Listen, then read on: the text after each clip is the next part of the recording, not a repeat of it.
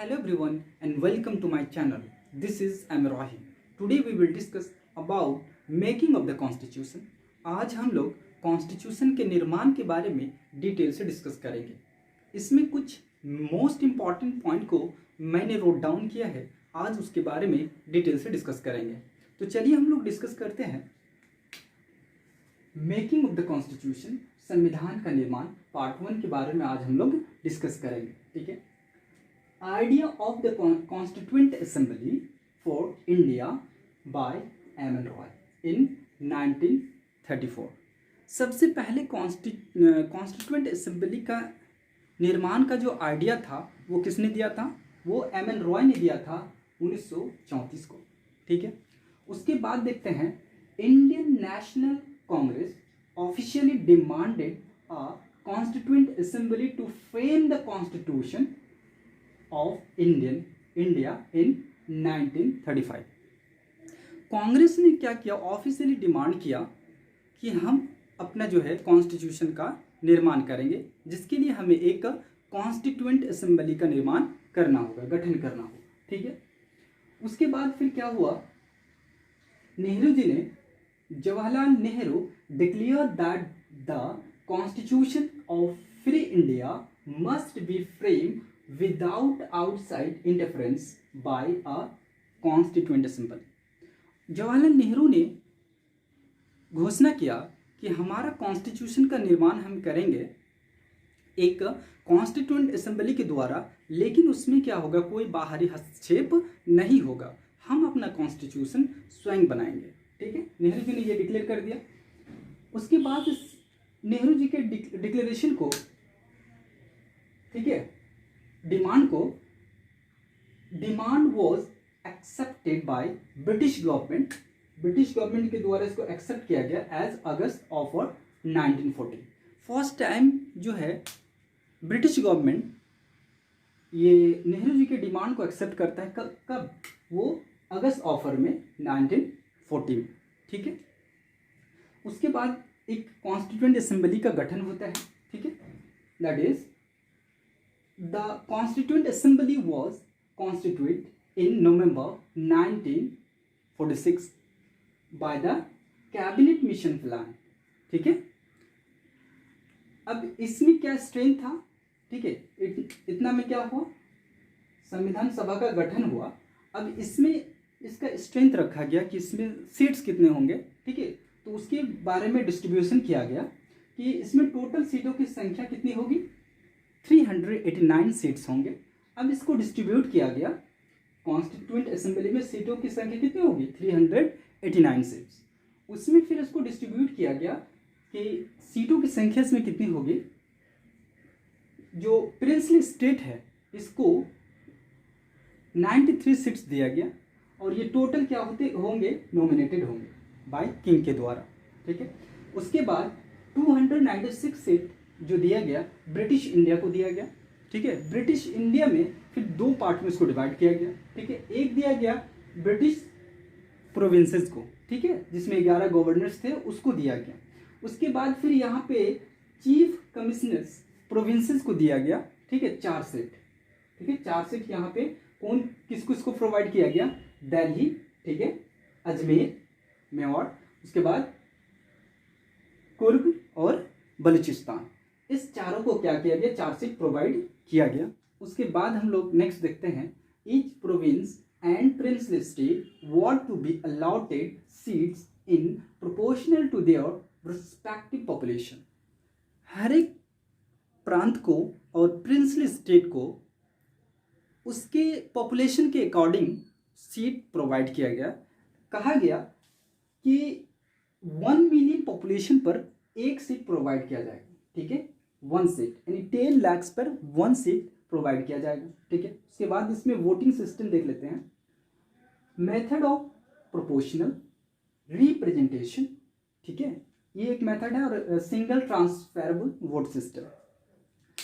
तो फर्स्ट देख लेते हैं method of proportional representation. Method क्या होता है? जैसे किसी राज्य का टोटल पॉपुलेशन है और उस राज्य का विधानसभाओं में जो निर्वाचित सदस्य है उसको डिवाइड कर देते हैं, डिवाइड करने के बाद जो टोटल आता है फिर उसको 1000 से डिवाइड कर देते हैं तो एक वोटर का मत वैल्यू आता है, ठीक है। और जो सिंगल ट्रांसफरेबल वोट सिस्टम है ये क्या होता है, जैसे कि ए बी दो कैंडिडेट हैं, मैंने ए को फर्स्ट चॉइस दिया, बी को सेकंड चॉइस दिया, ठीक है। और कोई वोटर आया वो आके ए को सेकंड चॉइस दिया और बी को फर्स्ट चॉइस दे दिया, ठीक है। तो इस तरह से क्या हो, वोट को फर्स्ट वरीयता यानी पहला चॉइस को पहले देखा जाता है कि पहला चॉइस पर अगर कोई कैंडिडेट्स का सिलेक्शन होता है तो सिलेक्शन हो जाएगा, अगर नहीं होगा फर्स्ट चॉइस से तो फिर सेकंड चॉइस को देखा जाएगा। फर्स्ट चॉइस के लिए कुछ मिनिमम कोटा होता है, उसको पूरा करना होता है, अगर पूरा नहीं होगा तो सेकंड वरीयता यानी सेकंड चॉइस को देखा जाएगा। इस तरह से क्या होता है, इलेक्शन होता है, ठीक है। उसके बाद हम लोग नीचे देख लेते हैं, the constituent assembly was partly elected and partly nominated body, यानी हमारा जो कॉन्स्टिट्यूएंट असेंबली था वो आंशिक रूप से जो है इलेक्टेड था और आंशिक रूप से क्या था, नॉमिनेटेड था, ठीक है। मोर ओवर इसके अलावे members were to be indirectly elected, ठीक है, मेंबर को इनडायरेक्टली इलेक्टेड किया गया था, यहाँ पे सीधे जनता क्या किया था उसको चुना नहीं था, इनडायरेक्टली किया गया था, ठीक है। यहाँ पे जनता के जो प्रतिनिधि थे उनके द्वारा इसको क्या किया गया था, चुना गया था, ठीक है। By the member of the provincial assembly who themselves were elected on a limited franchise, यानी जिसको जो है सीमित मताधिकार के द्वारा चुना गया था, ठीक है। उसके बाद इसके इलेक्शन जो हुआ, कॉन्स्टिट्यूएंट असेंबली का इलेक्शन हुआ, ठीक है, वो जुलाई 1946 को हुआ। अब इसमें रिजल्ट क्या आया वो देख लेते हैं हम लोग रिजल्ट्स। तो 208 कांग्रेस को सीट मिली, ठीक है, और 73 मुस्लिम लीग को सीट मिली और 15 सीट्स जो है इंडिपेंडेंट यानी अदर्स को मिले, ठीक है। उसके बाद हम लोग नेक्स्ट देख लेते हैं, princely state stay away from constituent assembly, ठीक है। कॉन्स्टिट्यूएंट असेंबली से प्रिंसली स्टेट गायब रहा, उन्हें हाजिर नहीं हुआ, और दैट मीन्स उसका जो 93 सीट्स था वो क्या था, वैकेंट रह गया, यानी 93 वर नॉट फिल्ड, 93 सीट्स नहीं भर पाया, ठीक है। उसके बाद हम लोग नीचे देख लेते हैं, constituent assembly was not directly elected by the people of India on the basis of adult franchise, ठीक है।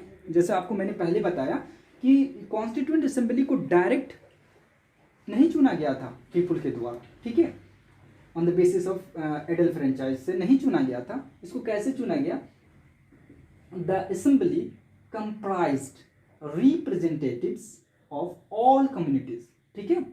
उसके जो ऑल कम्युनिटीज के जो प्रतिनिधि थे उनके द्वारा इसको चुना गया था, जैसे कम्युनिटी में Hindus, Muslim, Sikhs, Parsi, Anglo Indian, Indian Christian, schedule caste, schedule tribes, women, ठीक है, ये सब कम्युनिटी के द्वारा क्या किया, कम्युनिटी के रिप्रेजेंटेटिव द्वारा चुना गया था, ठीक है।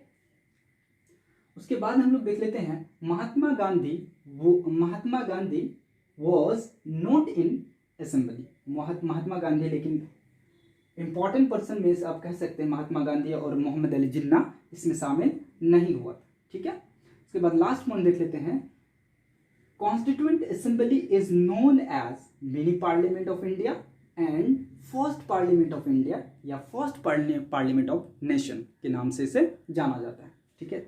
तो आइए हम लोग हिंदी में थोड़ा डिस्कशन कर लेते हैं। भारत में संविधान सभा का गठन, संविधान सभा का विचार सबसे पहले एम.एन. रॉय ने दिया था 1934 में, ठीक है। भारतीय राष्ट्रीय कांग्रेस ने पहली बार भारत के संविधान के निर्माण के लिए 1935 में आधिकारिक रूप से संविधान सभा की मांग की थी, ठीक है। उसके बाद नेक्स्ट देख लेते हैं, नेहरू जी इंडियन नेशनल कांग्रेस की ओर से, ठीक है, नेहरू जी ने घोषणा की कि स्वतंत्र भारत के संविधान का वयस्क मताधिकार के आधार पर चुनी गई संविधान सभा द्वारा किया जाएगा, ठीक है। उसके बाद इसमें बाहरी हस्तक्षेप नहीं होगा, ठीक है। अब इस डिमांड को, नेहरू की इस मांग को ब्रिटिश सरकार ने अगस्त प्रस्ताव 1940 के माध्यम से स्वीकार किया। ठीक है, इसके बाद नीचे देखते हैं, कैबिनेट मिशन योजना द्वारा सुझाए गए प्रस्तावों के तहत नवंबर 1946 में संविधान सभा का गठन हुआ। ठीक है, अब इसके स्ट्रेंथ को देख लेते हैं। इसके स्ट्रेंथ, कुल इसमें सदस्य थे 389। ठीक है, उसके बाद यहां पे हम लोग देख लेते हैं 389 को डिवाइड कैसे किया। ठीक है, 93 सीट किसको दिया गया, देशी रियासतों को, और 296 सीट किसको दिया गया, ब्रिटिश सरकार को। ठीक है, इसमें से फिर डिवाइड कर दिया गया था, 292 प्रांतों को दिया गया और 4 दिया गया था मुख्य आयुक्त प्रांतों को। ठीक है, जो यहाँ पे मैंने डिस्कस किया था। ठीक है, उसके बाद हम लोग नीचे देख लेते हैं, हर प्रांत एवं देशी रियासतों को उनकी जनसंख्या के अनुपात में सीट आवंटित की गई। ठीक है, यानी 10 लाख यानी 1 मिलियन पर एक सीट प्रोवाइड किया गया। ठीक है, नीचे देखते हैं वोटिंग सिस्टम क्या था। एकल संक्रमणीय मत के माध्यम से समानुपातिक प्रतिनिधित्व तरीके से। ठीक है, संविधान सभा आंशिक रूप से चुनी हुई और आंशिक रूप से नामांकित थी। इसके अलावा सदस्यों का चयन अप्रत्यक्ष रूप से प्रांतीय व्यवस्थापिका के सदस्यों द्वारा किया जाना था, जिनका चुनाव एक सीमित मताधिकार के आधार पर किया गया था। ठीक है, इसको मैं हिंदी में इधर डिस्कस कर चुका हूं, इसलिए को मैं सिर्फ रीड कर दे रहा हूं, आप समझ ही गए होंगे। ठीक है, उसके बाद चुनाव इसका जो हुआ जुलाई 1946। ठीक है, रिजल्ट को हम लोग देख लेते हैं। इसमें जो सीट जितना था उसको बांटा गया था। बांटने के बाद अब रिजल्ट देखो, कांग्रेस को कितनी सीटें मिली, 208 सीटें मिली, और मुस्लिम लीग को 73 सीट और 15 सीटें मिली किसको, स्वतंत्र सदस्य को। ठीक है, उसके बाद हम लोग नीचे देखते हैं, देशी रियासतों के 93 सीट भर नहीं पाई क्योंकि ये संविधान सभा से अलग रहे। ठीक है, जैसे मैंने पहले डिस्कस किया था, संविधान सभा का चुनाव भारत के व्यस्त मतदाताओं द्वारा प्रत्यक्ष रूप से नहीं हुआ, बल्कि इसमें प्रत्येक समुदाय यानी जैसे हिंदू, मुस्लिम, सिख, पारसी, एंग्लो इंडियन, भारतीय ईसाई, शेड्यूल कास्ट, शेड्यूल ट्राइब्स के प्रतिनिधियों को जगह मिली थी। ठीक है, यानी प्रतिनिधियों के द्वारा ही इसको जो है चुना गया था। महात्मा गांधी संविधान सभा में शामिल नहीं हुए थे। ठीक है, संविधान सभा को mini parliament of India or first parliament of India. Hope you enjoyed this video. For the latest video, like and subscribe my channel and don't forget to press the bell icon to stay updated. Thanks for watching.